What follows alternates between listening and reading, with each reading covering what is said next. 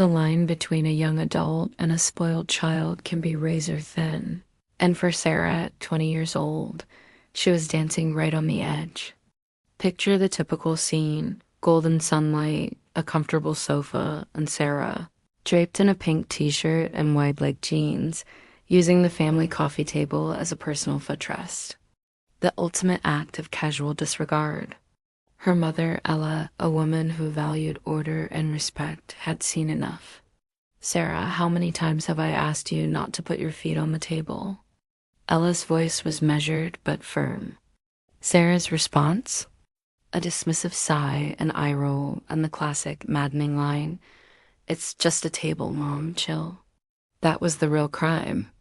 Not the smudge on the wood, but the blatant disrespect that had been building for weeks, the sarcasm, the mocking tone. The assumption that her mother's patience was endless. Ella knew that a lecture was useless. Words were failing. Sarah's age had become her shield, a weapon of defiance. But Ella had one card left to play, a secret vulnerability that few people ever grow out of. Sarah had a weakness, a single highly sensitive spot that could reduce her to a helpless, giggling mess in seconds. When Ella finally ordered her to stand up, Sarah was clueless. She thought she was in for another boring speech. Instead, she was about to face a consequence that would leave her breathless, teary and utterly defeated, not by pain, but by uncontrollable laughter. Asterisk, the late afternoon sunlight streamed through the tall window of the family living room, spreading soft golden rays across the polished wooden floor. Sarah lounged on the sofa, dressed casually in a pink t-shirt and wide-leg jeans, scrolling lazily through her phone. Her bare feet rested on the coffee table, carelessly smudging the polished surface with a faint outline. Her mother, Ella, had just walked in from the kitchen.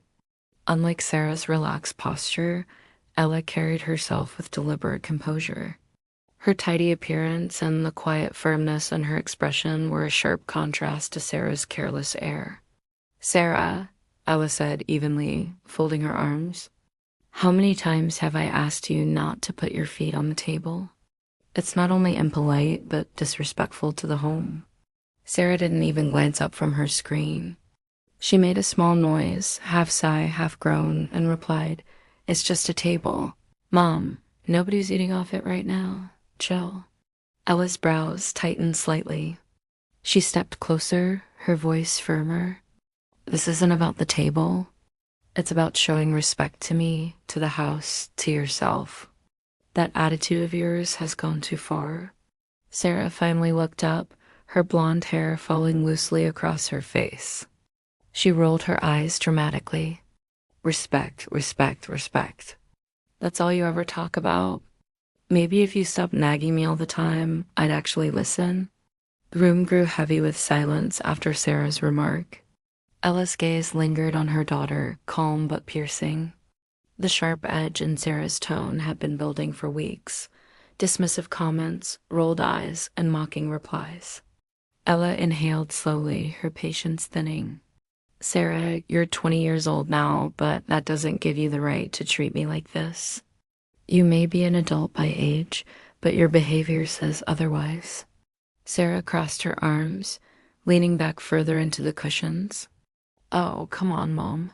Stop acting like I've committed a crime. It's just a table, and it's just me being me.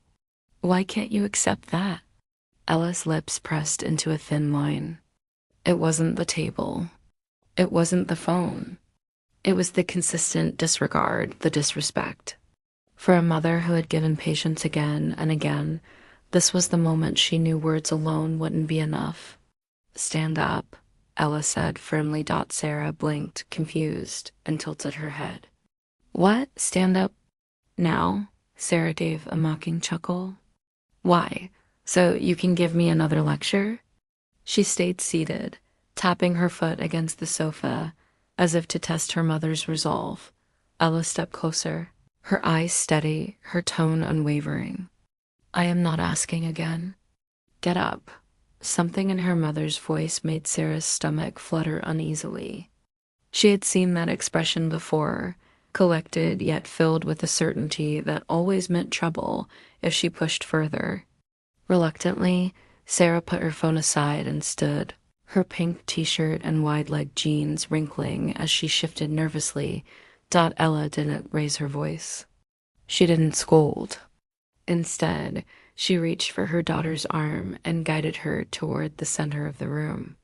Sarah resisted slightly, but found herself facing her mother's firm authority.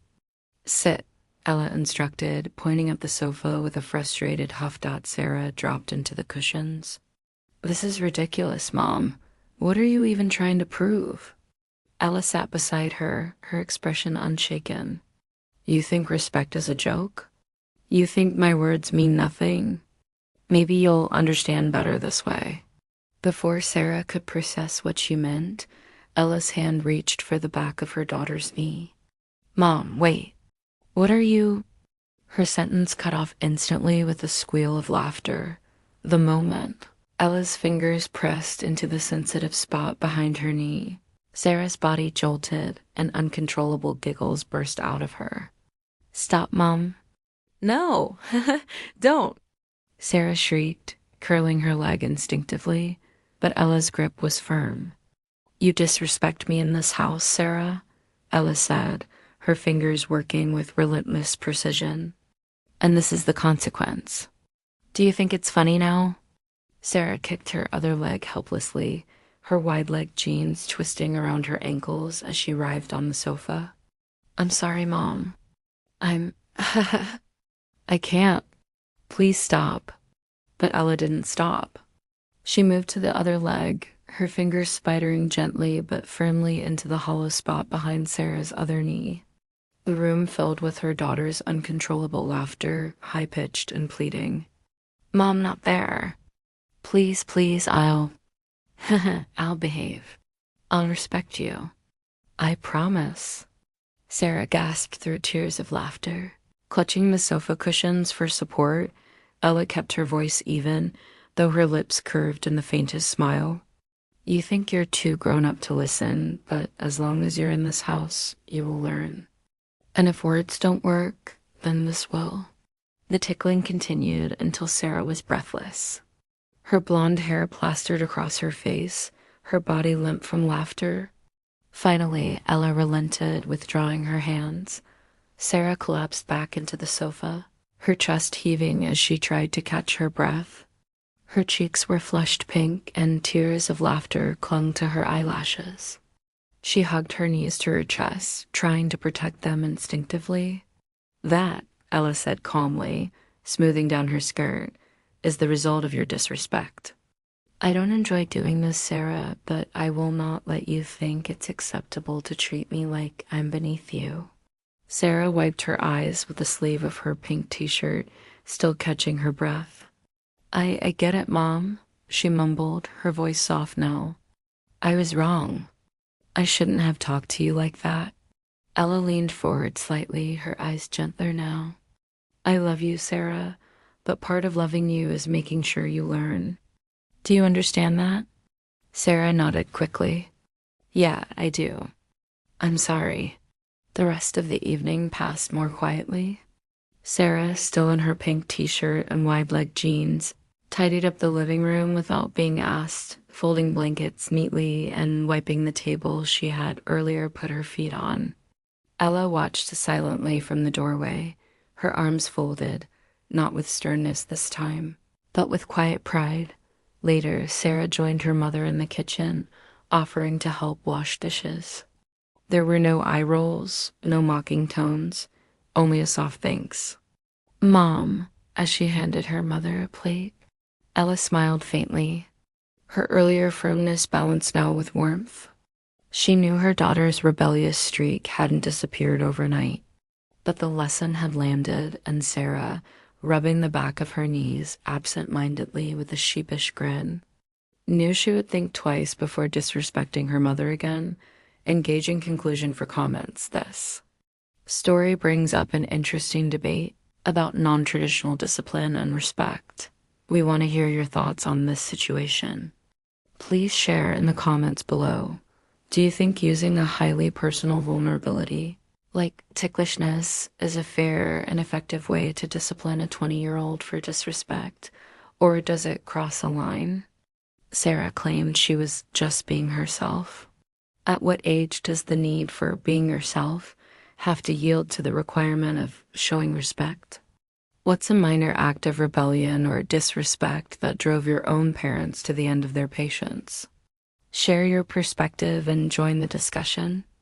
Don't forget to like this video and subscribe for more stories about family boundaries.